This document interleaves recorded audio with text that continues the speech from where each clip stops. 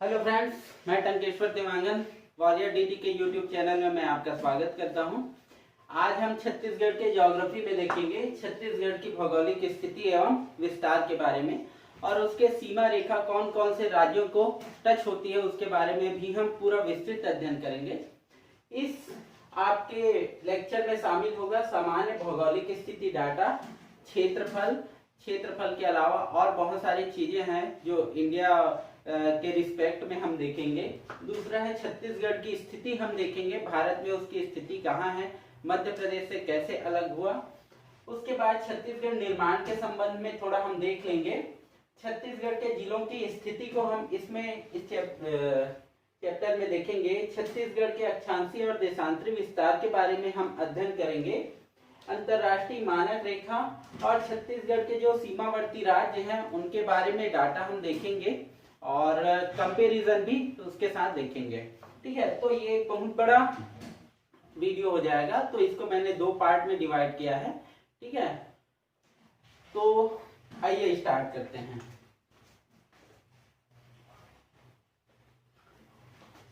पहले छत्तीसगढ़ की सामान्य भौगोलिक स्थिति में हम देखेंगे कि भारत में इसका पोजीशन कहाँ है। सबसे पहले देखिए, ये जैसे आपका भारत का दक्षिण भाग है, भारत का दक्षिण भाग है जो तीनों ओर से समुद्रों से घिरा हुआ है। इधर अरब सागर है, बंगाल की खाड़ी है और हिंद महासागर है। इसके किनारे किनारे भाग को हम क्रमशः पश्चिमी घाट और पूर्वी घाट कहते हैं।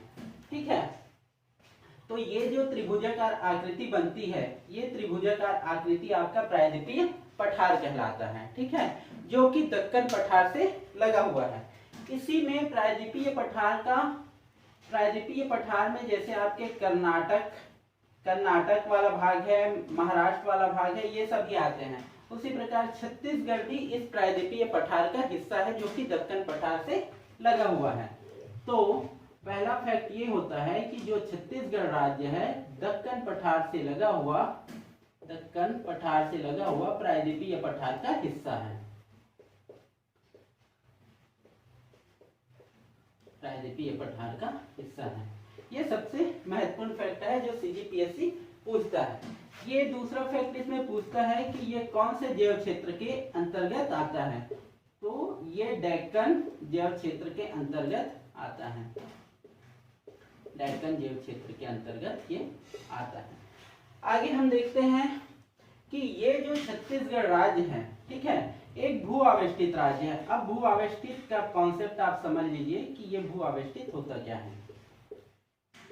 ऐसे राज्य जो किसी अन्य देश की सीमा को टच नहीं करते, ना ही किसी समुद्री सीमा को टच करते हैं, ऐसे जो राज्य होते हैं वो भू आवेष्टित राज्य होते हैं। हमारे भारत में 5 भू आवेष्टित राज्य, उसमें छत्तीसगढ़ एक है। अगर हम कहें ये 5 राज्य कौन कौन से हैं, तो ये आपका हरियाणा, दूसरा है आपका छत्तीसगढ़ से लगा हुआ मध्य प्रदेश, छत्तीसगढ़ का जो पड़ोसी राज्य है एक झारखंड, और ये आपका छत्तीसगढ़ से ही लगा हुआ आपका तेलंगाना, और उसके बाद है आपका छत्तीसगढ़। अगर आपको सीजीपीएससी या व्यापम के एग्जाम में पूछ दे कि छत्तीसगढ़ के कितने सीमा से लगे हुए राज्य भू आवेष्टित हैं, तो 3 राज्य ऐसे हैं जो भू आवेष्टित है, मध्य प्रदेश, झारखंड और तेलंगाना। उत्तर में आपका हरियाणा है और छत्तीसगढ़। तो 5 भू आवेष्टित राज्य हैं। ठीक है, आगे हम चलते हैं, एक डाटा देख लेते हैं।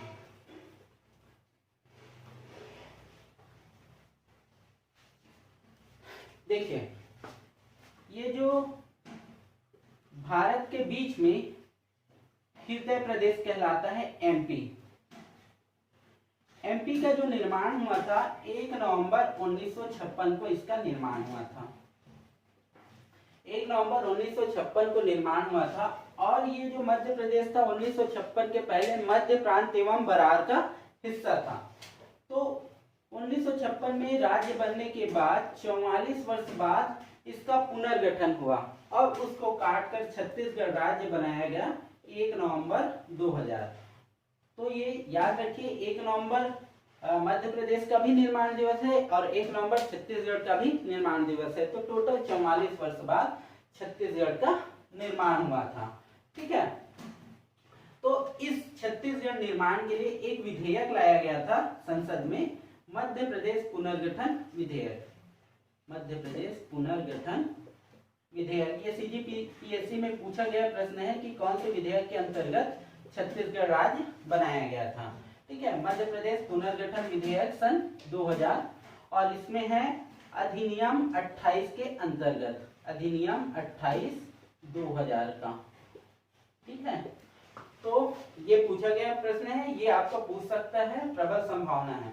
उसके बाद हम देखते हैं कि ये जो है अधिनियम 28 का 2000, इसके लिए एक संविधान संशोधन पारित किया गया था, 84th अमेंडमेंट। ठीक है, 84वां संविधान संशोधन पारित किया गया था, तो इसको आप याद रखिएगा। ठीक है, उस समय ये जो राजपत्र में प्रकाशित हुआ, ठीक है, तो इसका डेट भी पूछ देता है, तो ये आपका 25 अगस्त 2000 को ये राजपत्र में प्रकाशित हुआ था। ठीक है, 25 अगस्त 2000 को प्रकाशित हुआ था और 1 नवंबर को ये अस्तित्व में आया था।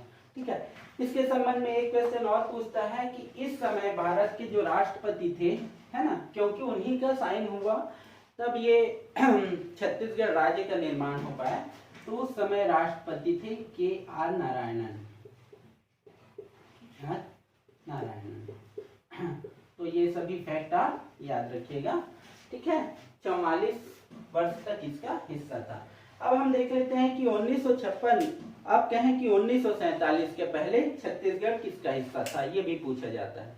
तो मध्य प्रदेश जिसका हिस्सा था, मध्य प्रांत एवं बरार का। ठीक है, एक्चुअल में क्या हुआ था, 1861 में सेंट्रल प्रोविंस का गठन हुआ था, यानी मध्य प्रांत का गठन हुआ था।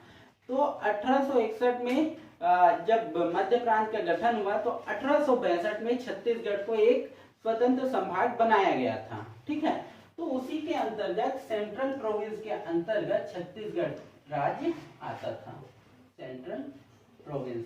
तो आपको पूछे कि स्वतंत्रता के पहले छत्तीसगढ़ किसका हिस्सा था, तो सेंट्रल प्रोविंस एंड बरार का हिस्सा था। मोस्ट इंपॉर्टेंट फैक्ट है। अब हम देख लेते हैं मध्य प्रदेश से जब अलग हुआ तो इसके क्या क्या डाटा इंपॉर्टेंट हो जाते हैं एग्जाम के दृष्टिकोण से।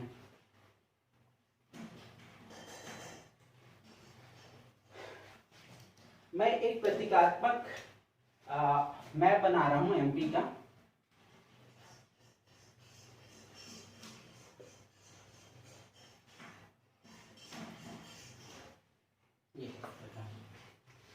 देखिए, ये जो मध्य प्रदेश है इसके रूप में स्थापित हुआ था क्योंकि ये इसके मध्य में है। उसके बाद क्या हुआ, छत्तीसगढ़ मांग जोर शोर से चलने लगा, इसके लिए कई आंदोलन हुए, बहुत सारे संघ बनाए गए। तो उसके बाद सरकार भी झुकी और बहुत सारे विधेयक भी पारित हुए। विधेयक पारित होने के बाद छत्तीसगढ़ राज्य का निर्माण हुआ और इसके लिए एक सीमा रेखा खींची गई इस प्रकार। ये सीमा रेखा खींची गई और 1 नवंबर 2000 को छत्तीसगढ़ अस्तित्व में आया। तो इसका जो एमपी का था लगभग 30.47% क्षेत्रफल अलग किया गया था। छत्तीसगढ़ राज्य जो है मध्य प्रदेश का 30.47% हिस्सा है, ये पूछता है। अब ये 30.47% जो क्षेत्रफल है ये 1,35,192 किलोमीटर स्क्वायर होता है। तो छत्तीसगढ़ का क्षेत्रफल है 1,35,192 किलोमीटर स्क्वायर। ठीक है, तो बहुत सारे बुक्स में 1,35,191, 94 कहीं मिल जाएगा, लेकिन सीजीपीएससी एक बार 92 ले चुका है। और अगर नियर बाय देगा तो 91, 94 नहीं देगा, तो आप नियर बाय जो भी आंसर होगा उसको आप टिक कर सकते हैं। 1,35,192 किलोमीटर स्क्वायर और भारत का क्षेत्रफल है 32,87,263 किलोमीटर स्क्वायर।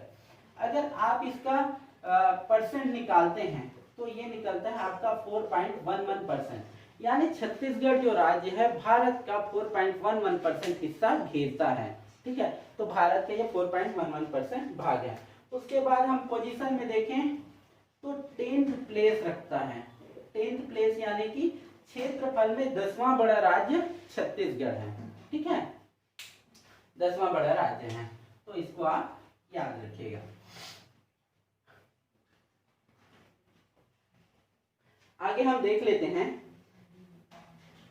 कि जब ये छत्तीसगढ़ राज्य बनाया गया तो कितने संभाग और कितने जिले और अन्य प्रशासनिक इकाइयां कितनी कितनी थी। हम देखिए 1 नवंबर 2000 की स्थिति में और वर्तमान में 2020 में इसकी स्थिति क्या है। तो सबसे पहले हम देखते हैं, सबसे बड़ी प्रशासनिक इकाई होती है संभाग। संभाग के अंतर्गत होते हैं जिले, जिले के अंतर्गत होते हैं आपके तहसील और विकासखंड। ये 4 प्रशासनिक इकाइयों के बारे में देख लेंगे और इसके लिए एक अलग से लेक्चर बनेगा। संभाग 1 नवंबर 2000 को था 3 संभाग को लेकर छत्तीसगढ़ का निर्माण हुआ। 2020 में वर्तमान में है 5 संभाग। जिले थे उस समय 16 जिलों से पुनर्गठन हुआ था और टोटल अभी वर्तमान में जिले हैं 28 जिले हैं। तहसील उस समय 96 तहसील थी, अभी 150 तहसील है। विकास खंड 146 थे और 146 हैं। तो ये एक क्वेश्चन बन सकता है कि जो विकास खंड मतलब कौन सी प्रशासनिक इकाई है जो पुनर्गठन के समय और वर्तमान में समान है। तो आपका विकास खंड जो है 146 था और अभी वर्तमान में 146 ही है। ठीक है, इसके बारे में हम देख लेते हैं। संभाग के बारे में थोड़ा चर्चा कर लेते हैं कि कौन कौन से संभाग थे और उसके अंतर्गत कौन कौन से जिले आते थे।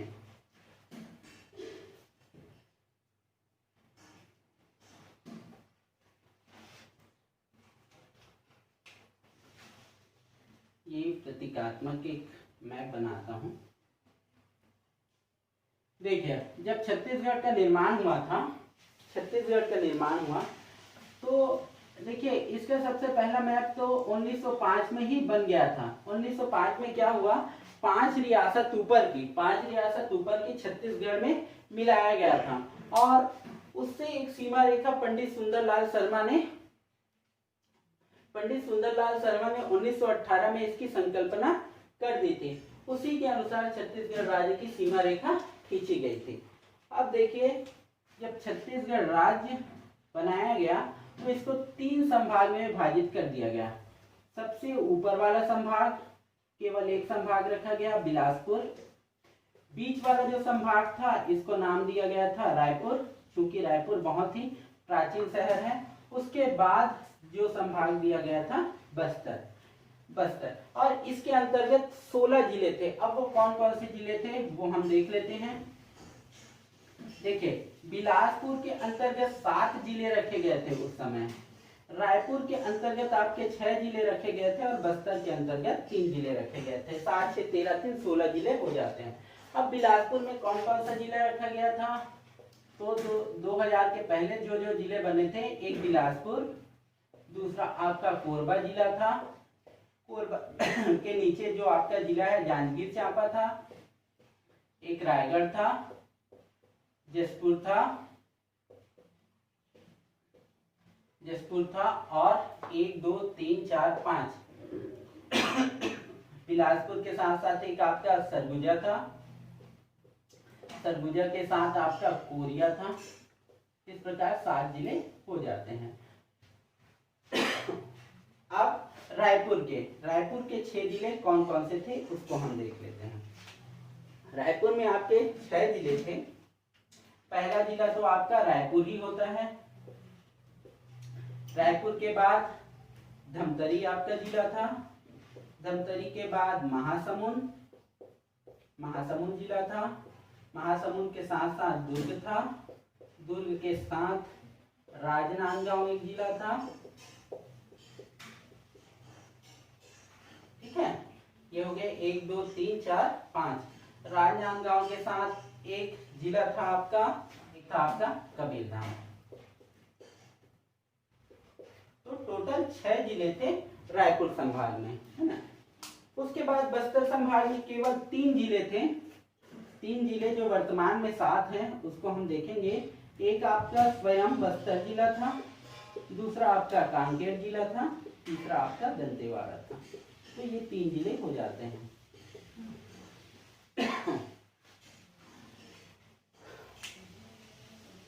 अब हम वर्तमान के परिप्रेक्ष्य में देखते हैं तो बिलासपुर में वर्तमान में बिलासपुर के ऊपर में एक आपका संभाग बन गया है सरगुजा संभाग, उसके नीचे बिलासपुर बन गया है, रायपुर के साइड में आपका दुर्ग संभाग बन गया है और ये रायपुर संभाग है, उसके नीचे आपका बस्तर संभाग। इस प्रकार 5 संभाग हो जाते हैं। सरगुजा में इसका मुख्यालय अंबिकापुर है, बिलासपुर में मुख्यालय बिलासपुर, दुर्ग में आपका दुर्ग, रायपुर का रायपुर और बस्तर का जगदलपुर मुख्यालय है। ठीक है, अब हम इसको वर्तमान के परिप्रेक्ष्य में देखते हैं। जो 28 जिले हैं, 5 संभाग में 28 जिले, उसकी हम चर्चा करते हैं। यह है आपका छत्तीसगढ़ राज्य। मैं जो अभी बता रहा हूँ वो बहुत ही सीखने लायक है। यहाँ से आपके बहुत सारे क्वेश्चन बनेंगे कि कौन सा जिला किसको टच करता है और किसको टच नहीं करता है, कौन से संभाग में कौन से जिले आते हैं, ये आपका क्लियर हो जाएगा, एकदम दिमाग में बैठ जाएगा। इसको ध्यान से देखिए। ये देखिए, इसको 5 संभाग में विभाजित करते हैं। पहले ये ऊपर वाला आपका संभाग हो जाएगा, सरगुजा संभाग मैंने काटा, बिलासपुर संभाग मैंने काटा, ये रायपुर और दुर्ग संभाग मैंने काटा और ये बस्तर संभाग हो गया। अब हम स्टार्ट करते हैं दुर्ग संभाग में कौन कौन से जिले हैं। तो इसके लिए ध्यान रखिए, एक लाइन आप खींचना, इसको 3 भागों में विभाजित कर देना। ये वाला लाइन आप ऊपर लेना, इस लाइन के ऊपर लेना। ये आपका दुर्ग संभाग का निर्माण हो गया। दुर्ग संभाग में कौन कौन से जिले हैं? तो दुर्ग संभाग में आपके 5 जिले आते हैं। दुर्ग के ऊपर में आपका बेमेतरा, दुर्ग के दक्षिण में बालोद, फिर बेमेतरा के साइड में आपका कबीरधाम और कबीरधाम के नीचे आपका राजनांदगांव। तो ये आप याद रखिएगा, 5 जिले आते हैं दुर्ग संभाग में। दुर्ग संभाग में 5 जिले आते हैं। उसके बाद हम देख लेते हैं रायपुर संभाग। रायपुर संभाग के लिए ये लाइन आप ऊपर से लीजिएगा। उसके बाद ये जो दुर्ग वाला लाइन है उसको आप छत्तीसगढ़ की सीमा से कनेक्ट कीजिए। इसको आप ऐसे कट करिए और 2 भाग में विभाजित कर दीजिए। तो ये 5 जिले रायपुर के निर्माण हो गया। अब ये 5 जिले कौन कौन से थे, इसको आप ध्यान से देखिए कौन कौन से हैं। पहला तो सेंटर में रायपुर जिला, रायपुर के दक्षिण में आपका धमतरी जिला, इसके साइड में आपका लगा हुआ गरियाबंद जिला है, गरियाबंद से के ऊपर महासमुंद जिला और इसके ऊपर में आपका बलौदाबाजार जिला है। तो ये 5 जिले आपके हो जाते हैं रायपुर के। ठीक है, दुर्ग सबसे छोटा संभाग है और बस्तर सबसे बड़ा संभाग है, ये भी आप याद रखिएगा। अब उसके बाद हम देख लेते हैं ये वाला आपका बिलासपुर संभाग। बिलासपुर संभाग के लिए आप ये करिए, बलौदाबाजार को आप डिफरेंस लेते हुए 3 लकीर आपको खींचना है, 1 2 और ये 3 लकीर आपने खींचा। उसके बाद इसको विभाजित करना है क्योंकि इसमें 6 जिले हैं बिलासपुर संभाग में। तो यहाँ से इसको आप यहाँ से लेना, छत्तीसगढ़ की सीमा से मिलाते हुए ऐसे। तो ये आपका मुंगेली बन जाएगा, ये आपका पेंड्रालोर में बिलासपुर। इस प्रकार 6 जिलों का निर्माण हो गया। ये आपका जिला है, ये आपका मुंगेली जिला, ये आपका पेंड्रालोरमी जिला, ये आपका बिलासपुर जिला है, ये आपका कोरबा और उसके नीचे है जांजगीर चांपा, इसके साइड में आपका रायगढ़। ठीक है, तो ये 6 जिलों का निर्माण हो गया। उसके बाद ऊपर चलते हैं सरगुजा संभाग में। सरगुजा संभाग में कौन कौन से जिले आते हैं? सरगुजा संभाग में 5 जिले हैं। पेंड्रालोरमी बनने से पहले बिलासपुर संभाग में भी 5 जिले होते थे। 5 5 5 5 करके 20 होते थे 4 संभाग में, और बस्तर में 7 होते थे, 7 27 हो जाते थे। पर अब 5 5 5 6 और 7 जिले हैं। अब हम सरगुजा संभाग के लिए कोरबा को डिफरेंस लेते हैं। कोरबा की 2 लाइन हम लेंगे ऐसे, इस प्रकार ऊपर से ये वाला लाइन काट के रायगढ़ को डिफरेंस लेते हुए ऐसे काटते हैं। ठीक है, तो इसमें आप मत देखिएगा कि कौन सा जिला बड़ा है छोटा है, ये एक्चुअल पैमाना नहीं है। बड़े जिले इसमें छोटे लग सकते हैं लेकिन इससे एक चीज हो जाएगा कि कनेक्टिविटी आपको क्लियर हो जाएगी, कौन सा जिला किसको टच करता है। तो ये वाला जो जिला है आपका कोरिया जिला है, ये आपका जिला है सूरजपुर, इसके साइड में आपका बलरामपुर, ये साइड में आपका जसपुर है, और ये साइड में जसपुर के साइड में आपका है सरगुजा, सरगुजा है। तो आप देख लीजिए ये फिर रायपुर संभाग में आपके कितने जिले हो गए, रायपुर संभाग में 5 जिले हैं। फिर आप देख लीजिए बिलासपुर संभाग में, बिलासपुर संभाग में आपके 6 जिले हैं। सरगुजा संभाग में, सरगुजा में है आपके सरगुजा में आपके 5 जिले हैं। फिर आपके बस्तर में, तो बस्तर में आपके 5 6 11 5 16 5 21 7 28 7 जिले हैं। ठीक है, तो अब हम बस्तर संभाग को देखते हैं। तो धमतरी को डिफरेंस लेते हुए यहाँ से आप काटिए, फिर एक लाइन यहाँ से खींचिए, एक लाइन यहाँ से खींचिए, एक यहाँ से खींचिए, ऐसे करते हुए आप कर सकते हैं। ठीक है, तो ये 7 जिलों का निर्माण हो गया। ये आपका है कांकेर हो जाएगा, ये आपका नारायणपुर है, नारायणपुर के साइड में आपका है कोंडागांव, ये उसके नीचे बस्तर, सबसे नीचे आपका सुकमा, और ये आपका जो जिला है दंतेवाड़ा हो जाएगा, और ये आपका है बीजापुर। इस प्रकार इन जिलों का निर्माण हुआ था। ठीक है, तो देखिए जो राजनांदगांव जिला है वो सबसे बड़ा है। ठीक है, राजनांदगांव जिला सबसे बड़ा है। तो इसको जब जिला हम पढ़ेंगे तो इसके बारे में सापेक्ष अध्ययन हम करेंगे, तुलनात्मक अध्ययन भी हम इसमें उसमें करेंगे। ठीक है, तो देख लीजिए हम यहाँ से एक चीज अध्ययन करते हैं कि ये जो बलौदा बाजार है, बलौदा बाजार जिला किसको किसको टच करता है, महासमुंद, रायगढ़, जांजगीर चांपा, बिलासपुर, बेमेतरा, दुर्ग, रायपुर। यानी बलौदा बाजार ऐसा जिला है जो 7 जिलों को टच करता है। बलौदा बाजार 7, यानी कि मैक्सिमम ऐसे कौन से जिले हैं जो सबसे ज्यादा जिलों को टच करते हैं। तो बलौदा बाजार देख लिया हमने 7। आज हम देख लेते हैं मैंने एक कॉन्सेप्ट बताया था भू आवेष्टित प्रदेश का। भू आवेष्टित प्रदेश ऐसा प्रदेश होता है जो अंतरराष्ट्रीय सीमा को नहीं छूता, ना ही किसी समुद्री सीमा को नहीं छूता। उसी प्रकार छत्तीसगढ़ के जिले भी भू आवेष्टित हैं। भू आवेष्टित जिले कहने का जो किसी अदर स्टेट की सीमा को टच नहीं करता है। तो छत्तीसगढ़ में भी 10 भू आवेष्टित जिले हैं। भू आवेष्टित जिले, तो 10 भू आवेष्टित जिले कौन कौन से हैं ये मैप से ही क्लियर हो जाएगा। या मैप आपने बना लिया तो आपके सीजीपीएससी के बहुत सारे क्वेश्चन ऐसे सॉल्व हो जाएंगे। देख लीजिए, इसमें सबसे पहले सरगुजा है जो किसी को टच नहीं करता। सरगुजा के बाद कोरबा है, कोरबा के बाद जांजगीर चांपा। ठीक है, यानी कि ऐसे संभाग वाइज हम अध्ययन करते हैं। सरगुजा में केवल एक है सरगुजा जो लैंडलॉक्ड है, भू आवेष्टित है। उसके बाद हम देखते हैं बिलासपुर संभाग में। बिलासपुर संभाग में कौन कौन सा है आपका, कोरबा, जांजगीर चांपा और बिलासपुर। कोरबा, जांजगीर चांपा और बिलासपुर, यानी 3 जिले ऐसे हैं जो किसी अदर स्टेट की सीमा को टच नहीं करते हैं। ये 3 हो गए। उसके बाद हम आते हैं रायपुर संभाग में। रायपुर संभाग में कौन कौन से हैं, रायपुर में आपका रायपुर है, बलौदा बाजार है, 2 हो गए। रायपुर, बलौदा बाजार, तो ये टोटल 2। उसके बाद दुर्ग में देख लेते हैं। दुर्ग संभाग में आपका एक तो क्रमशः 3 हो जाएंगे, बेमेतरा, दुर्ग, बालोद। बेमेतरा, दुर्ग, बालोद, ये आपके 3 ऐसे जिले हैं जो लैंड लॉक्ड है दुर्ग संभाग में।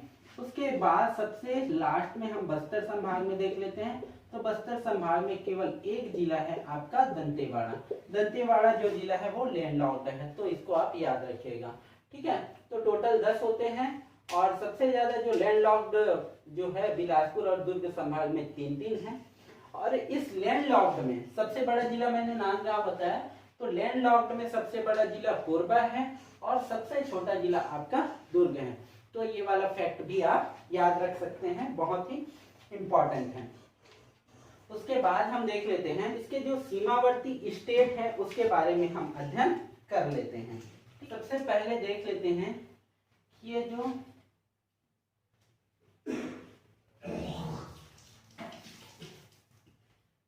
ये आपका बलरामपुर है, बलरामपुर जो सबसे उत्तरतम सिरा है, यहाँ इसको टच करता है यूपी को, यूपी को टच करता है ये जयपुर, ये आपका जयपुर है, ये यूपी। फिर बलरामपुर और जयपुर को टच करता है आपका झारखंड। फिर यहाँ से सीधा सुकमा तक, सुकमा तक आपका टच करता है उड़ीसा। फिर सुकमा टू सुकमा टच करता है आपका आंध्र प्रदेश। फिर आपका सुकमा और बीजापुर टच करेगा आपका तेलंगाना। फिर बीजापुर, नारायणपुर, कांकेर और राजनांदगांव का कुछ हिस्सा टच करेगा महाराष्ट्र को। उसके बाद राजनांदगांव, कबीरधाम, मुंगेली, पेंड्रा, लोरमी, कोरिया, सूरजपुर, बलरामपुर टच करेगा मध्य प्रदेश को। अब आप देख ही सकते हैं कि छत्तीसगढ़ को कितने स्टेट घेरे हुए हैं। तो कितने स्टेट घेरे हुए हैं? 7 स्टेट इसको घेरे हुए हैं। उसी प्रकार भारत में हम बात करें तो सबसे ज्यादा जो स्टेट से घिरा हुआ है वो यूपी है, ठीक है, और नेपाल की सीमा को भी टच करता है, अंतरराष्ट्रीय सीमा को, ठीक है, तो वो फैक्ट भी याद रखिएगा। तो यूपी, झारखंड, ओडिशा, आंध्र प्रदेश, तेलंगाना, महाराष्ट्र और मध्य प्रदेश 7 राज्यों की सीमा को टच करता है। 7 स्टेट्स की सीमा को टच करता है, ठीक है। तो इसमें हम देख लेते हैं कि कौन कौन से जो स्टेट हैं, कौन कौन से जिले को टच करता है। तो पहला जो है यूपी, यूपी किसको टच करते हैं? आपका केवल एक जिला बलरामपुर को, केवल एक जिला यूपी, ठीक है। उसके बाद दूसरा हम झारखंड को देख लेते हैं। जो झारखंड है 2 जिलों को टच करता है, एक आपका बलरामपुर को, दूसरा आपका जसपुर को, 2 जिलों को टच करता है, ठीक है। उसके बाद झारखंड के बाद आते हैं हम तीसरा उड़ीसा को। उड़ीसा जो टच करता है वो 8 जिलों को टच करता है। यहाँ मैं नाम नहीं लिखता, आप मैप से ही समझ लीजिए। जसपुर, रायगढ़, महासमुंद, गरियाबंद, धमतरी, कोंडागांव, बस्तर, सुकमा, ये 8 जिलों को टच करता है उड़ीसा। उसके बाद उड़ीसा के बाद अगर हम आए आंध्र प्रदेश, तो ये जो आंध्र प्रदेश है केवल एक सुकमा का टच करता है। उसके बाद जो है आपका तेलंगाना, जो तेलंगाना है वो 2 जिलों को टच करता है। 2 जिलों को कौन कौन से हैं आपके? सुकमा और बीजापुर। उसके बाद हम देख लेते हैं कि जो महाराष्ट्र है, महाराष्ट्र कितने जिलों को टच करता है? 4 जिलों को। कौन कौन सा जिला है महाराष्ट्र जो टच करता है? बीजापुर, नारायणपुर, कांकेर और राजनांदगांव। उसके बाद हम एमपी की बात करें, एमपी जो छत्तीसगढ़ का मातृ प्रदेश है वो टच करता है 7 जिलों को। वो 7 जिले कौन कौन से हैं? मैप से ही देख लीजिए। नांदगांव, कबीरधाम, मुंगेली, पेंड्रा, लोरमी, कोरिया, सूरजपुर और बलरामपुर, ये 7 जिलों को टच करता है। तो बहुत ही इंपॉर्टेंट चीज है ये, है ना, और ये आपको पूछता ही है।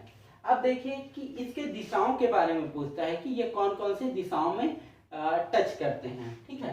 तो देखिए जो बलरामपुर से यूपी लगा हुआ है ये कौन सा दिशा कहलाएगा? आपका उत्तर दिशा। जो झारखंड राज्य है ये आपका है नॉर्थ ईस्ट, है ना, उत्तर पूर्व दिशा। उड़ीसा जो है वो है आपका पूर्व दिशा, पूर्व दिशा में इसको टच करता है, ठीक है। उसके बाद जो आपका आंध्र प्रदेश है ये आपका है आपका दक्षिण पूर्वी, है ना, दक्षिण पूर्व। उसके बाद जो तेलंगाना है ये आपका टच करता है दक्षिण पश्चिमी हिस्सा को। महाराष्ट्र भी आपका टच करता है दक्षिण पश्चिमी हिस्सा को, दक्षिण पश्चिमी हिस्सा में आएगा, ठीक है। उसके बाद मध्य प्रदेश जो टच करता है पश्चिम दिशा को टच करता है और उत्तर पश्चिम दिशा को टच करता है महाराष्ट्र। तो ये डायरेक्शन भी आपको याद होने चाहिए, डायरेक्शन से पूछ देता है, ठीक है। अब एक क्वेश्चन और पूछता है दिशा में कि मध्य प्रदेश का कौन से दिशा को काटकर छत्तीसगढ़ बनाया गया था? तो दक्षिण पूर्वी हिस्सा था, मध्य प्रदेश का दक्षिण पूर्वी हिस्सा काटकर छत्तीसगढ़ बनाया गया था। जब छत्तीसगढ़ बना 1 नवंबर 2000 को, तो 2 और अन्य राज्य बने, उसके बारे में आप फैक्ट याद रखिए। 3 राज्य एक साथ बने थे, एक 1 नवंबर 2000 को बना था, एक 9 नवंबर 2000 को बना था, एक 15 नवंबर 2000 को बना था। तो 1 नवंबर को हमारा सीजी बना था छत्तीसगढ़, 9 नवंबर को आपका बना था यूके उत्तराखंड, उसी प्रकार जो 15 नवंबर को बना था झारखंड।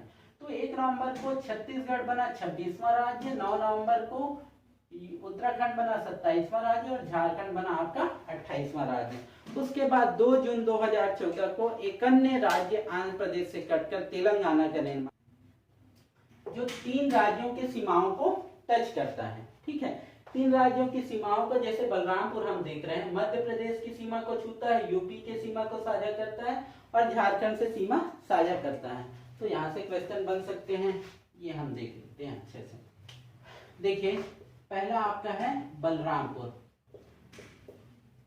बलरामपुर ये जो 3 राज्यों से सीमा साझा करता है। दूसरा है सुकमा, यानी कि एक उत्तरतम सिरा एक दक्षिणतम सिरा। आप याद रखिए 3 जिलों को टच, 3 राज्यों को टच करता है। देखिए, जो आपका बलरामपुर है वो आपका यूपी टच करता है ना, यूपी टच करता है, आपका झारखंड टच करता है, झारखंड टच करता है, उसके बाद एमपी टच करता है।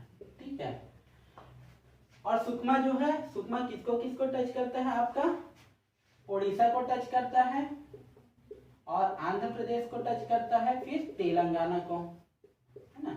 तो ये 3, इसमें 2 फैक्ट मैं बता रहा हूं, उसको याद रखें कि छत्तीसगढ़ से लगा हुआ जो उड़ीसा राज्य है वो छत्तीसगढ़ से सबसे ज्यादा सीमा साझा करता है। ठीक है, सबसे ज्यादा सीमा किससे लगा हुआ है, उड़ीसा से लगा हुआ है। क्रम से लिख देता हूं, पहला उड़ीसा से सबसे ज्यादा सीमा लगा हुआ है, फिर आपका मध्य प्रदेश से सबसे ज्यादा सीमा लगा है, मध्य प्रदेश के बाद महाराष्ट्र से सबसे ज्यादा सीमा लगा हुआ है। ठीक है, ये टॉप 3 याद करिए।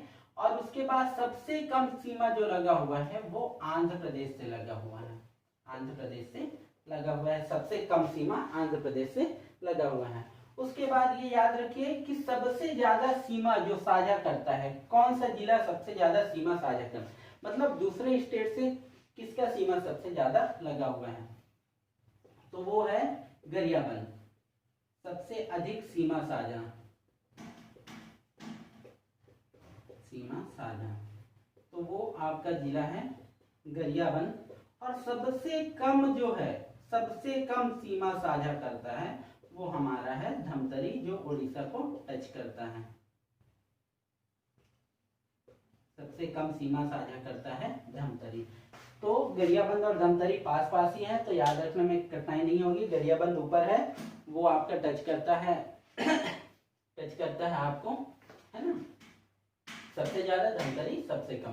अब छत्तीसगढ़ से जो लगे हुए हैं उसमें ये क्रम पूछता है कि सबसे बड़ा जिला, सबसे बड़ा स्टेट कौन सा है, यानी क्षेत्रफल में, तो सबसे बड़ा क्षेत्रफल किसका है, आपका मध्य प्रदेश का है। मध्य प्रदेश के बाद महाराष्ट्र का है, सबसे ज्यादा क्षेत्रफल है आपका मध्य प्रदेश, फिर आपका है महाराष्ट्र, फिर आपका है यूपी। तो ये क्रम, 3 क्रम आप याद रख लीजिए। ठीक है, उसके बाद अगर जनसंख्या में पूछे तो यूपी सबसे बड़ा है, उसके बाद है आपका महाराष्ट्र। तो ये 2 क्रम याद रखिए, ऊपर के 2 क्रम तो याद हो ही जाएंगे।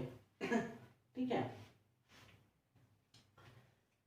अब हम देख लेते हैं, हमने 3 जिलों को देखा, बलरामपुर और सुकमा, जो 3 स्टेट को टच करते हैं। उसी प्रकार 2 स्टेट को टच करने वाले भी हैं, जो 2 स्टेट की सीमा को साझा करते हैं। तो वो कौन कौन से जिले हैं, तो पहला तो है आपका जसपुर। जसपुर जो सीमा साझा करता है आपका ऊपर से, आपके झारखंड से सीमा साझा करता है और उड़ीसा से। उसी प्रकार आपका है बीजापुर है, बीजापुर सीमा साझा करता है आपका आपके आंध्र, सॉरी ये सीमा साझा करता है आपका तेलंगाना से और महाराष्ट्र से। और उसी प्रकार राजनांदगांव है, राजनांदगांव जो सबसे बड़ा जिला है वो सीमा साझा करता है महाराष्ट्र से और मध्य प्रदेश से, मातृ राज्य से सीमा साझा करता है। तो ये आप याद रखिएगा। अब आप देख लीजिए कि दो जिले ऐसे हैं जो 3 राज्यों से सीमा साझा करता है ना, 2 जिले ऐसे हैं। उसी प्रकार 3 जिले ऐसे हैं जो दो राज्यों से सीमा साझा करता है, 2, 3, 5 में। और 10 ऐसे हैं जो लैंड लॉक्ड है, भू अवस्थित है, यानी किसी भी सीमा को साझा नहीं करते। तो अब कितने ऐसे हो गए जो केवल सिंगल से साझा करते हैं? तो 10, 3, 13, 13, 2, 15 ऐसे हो गए। 15 से आप 28 को माइनस कर दीजिए तो 13 ऐसे जिले हैं जो सिंगल स्टेट को टच करते हैं। ठीक है, तो ये सभी फैक्ट हो गए। 2 ऐसे हैं जो 3 को टच करते हैं, 3 स्टेट को। 3 ऐसे हैं जो 2 स्टेट को टच करते हैं। 10 ऐसे हैं जो भू अवस्थित है, जो किसी को टच नहीं करते हैं। और उसी प्रकार 13 ऐसे हैं जो सिंगल बॉर्डर को टच करते हैं, सिंगल स्टेट के बॉर्डर को टच करते हैं। हम देख लेते हैं कि छत्तीसगढ़ से जो लगे हुए स्टेट है उसमें सबसे बड़ा जिला कौन सा है, सबसे छोटा जिला कौन सा है। तो क्षेत्रफल के दृष्टिकोण से आपका मध्य प्रदेश सबसे बड़ा है जो लगा हुआ है छत्तीसगढ़ से, और झारखंड ऐसा है जो सबसे छोटा राज्य है छत्तीसगढ़ से लगा हुआ। तो ये ऐसे फैक्ट पूछे जाते हैं